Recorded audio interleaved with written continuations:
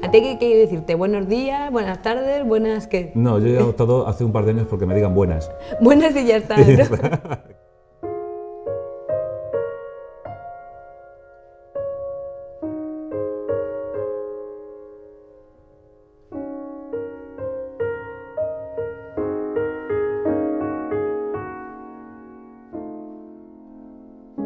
Si tú, una vez que te vas, te mantienes vivo porque estás en el recuerdo de todos los demás, pues esa persona nos ha ido. Y eso es lo que él consiguió.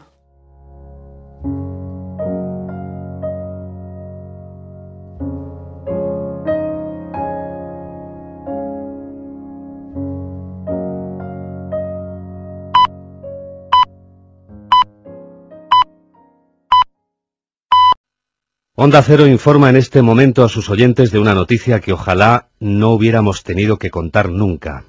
La noticia de la muerte de un compañero.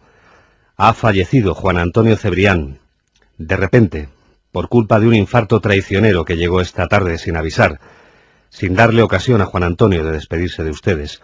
Hoy la vida, siempre imprevisible, nos ha dejado sin uno de los grandes de este medio. Solo la muerte le podía impedir acudir a la cita con la audiencia. Solo la muerte podía apartarle de este micrófono que era suyo. Esta es la noticia que ojalá nunca hubiéramos tenido que dar. Que se nos ha ido Juan Antonio Cebrián. Uno de los grandes. Uno de los buenos. Uno de los nuestros.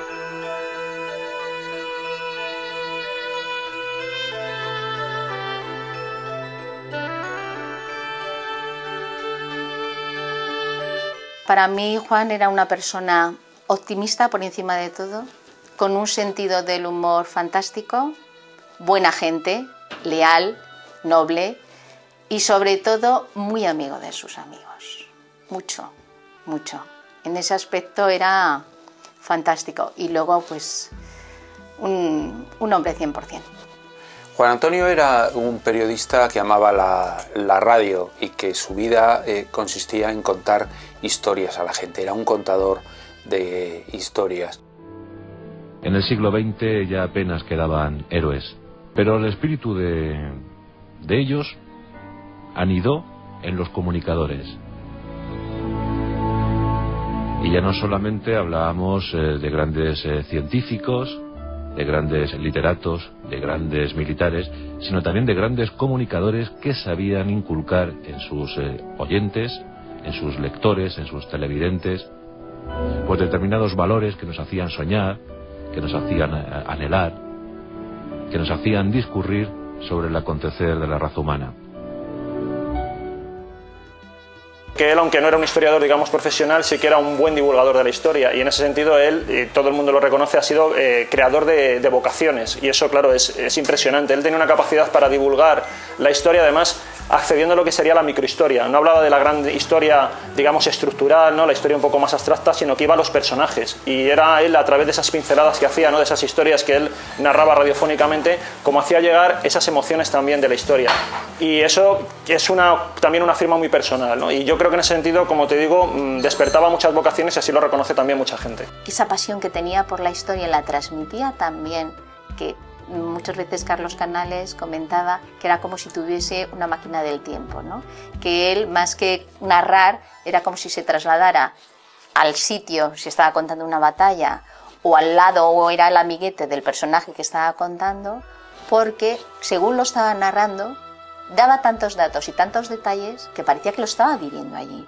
Entonces el oyente, según estaba escuchando, era como si estuviera viendo casi una película.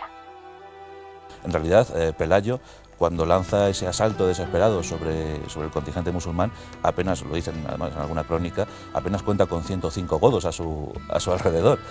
Pocos son para doblegar el avance musulmán. Pero más adelante, cuando ya empezó a tener problemas de visión, su mejor amiga era la radio. Y claro, la radio tenía la posibilidad de tener un mundo a su disposición, un mundo entero donde la imaginación era algo fantástico. Y yo creo que ahí fue cuando él dijo, creo que aquí está mi verdadera vocación. Y antes de empezar el programa, de empezar mi espacio y después, yo hacía absolutamente las cosas más raras que nadie se pudiera imaginar, ¿no? Y las hacía, y la gente me decía, a lo mejor el oyente no lo entiende, no va a entender ese juego entre la gracia y temas tan serios como los que tú haces, ¿no? Sin embargo, absolutamente todo el mundo sabía que empezaba riéndose, terminaba riéndose, y en el medio hacíamos programas de investigación, pero de una cosa muy seria. Lo que sí que veo es que quizás la radio es un estado de ánimo. Cuando la gente escucha determinados programas y se engancha a esos programas, no es tanto quizás por lo que dicen, que es importante, sino por cómo se siente el oyente cuando escucha esos programas. Y eso, en ese sentido, escuchar el programa de La Rosa de los Vientos, para mí era participar de nuevos estados de ánimo. Es decir, incluso yo sentía estados de ánimo que desconocía. En ese sentido, creo que escuchando el programa de Cebrián uno se siente, por lo menos, mejor persona, es lo que yo considero. Y eso es un sello muy especial que él tenía y que muy pocos yo creo que consiguen.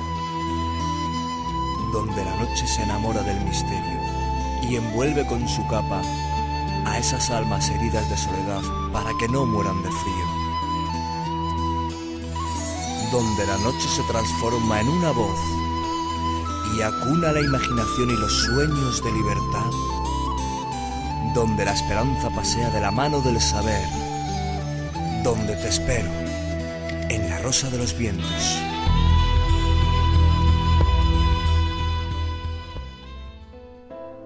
Claro, él decía, no, si es que yo no quiero que la gente me conozca como la persona que no ve y hace radio. Yo lo que quiero es que me conozcan como profesional de la radio. No lo ocultaba, o sea, si tú le preguntabas, él no lo ocultaba, pero no iba con el cartel, no era su tarjeta de presentación.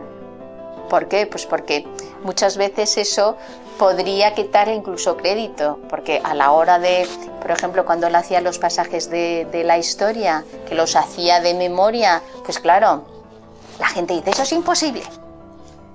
Eso es imposible, toda esa cantidad de datos que está dando él y que lo esté dando de memoria y de la forma que lo está haciendo, es imposible. Entonces, claro, si decían, y encima que no ven, si es leyéndolo y te confundes. Entonces, claro, era una cosa complicada. Cuando ya le veían hacerlo en directo, pues ya, claro, alucinaban y decían, tío, eres un crack. Juan Antonio tenía una frase que resume un poco su filosofía, que yo creo que es cierta, que de hecho yo la explico en la universidad, y es que la radio durante el día se oye y por la noche se escucha.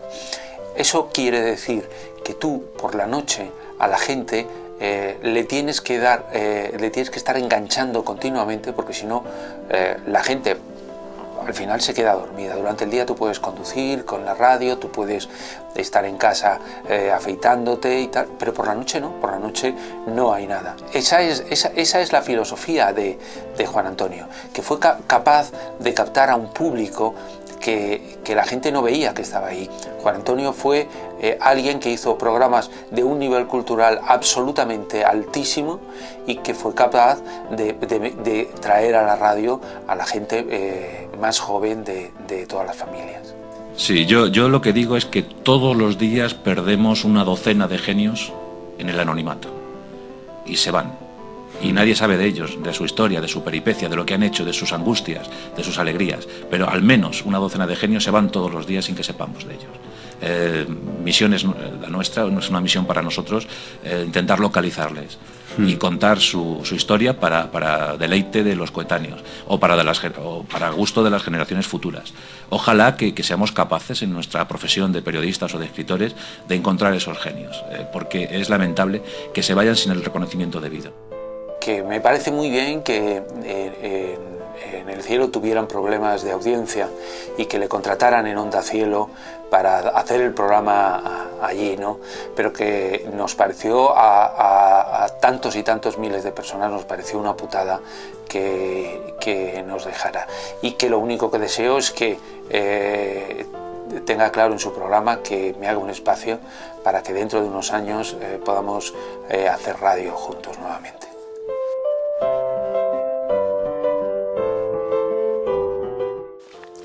Bueno, nosotros día a día lo sentimos. Hay un apartado en la asociación que se llama Mi Homenaje y la gente lo sigue homenajeando.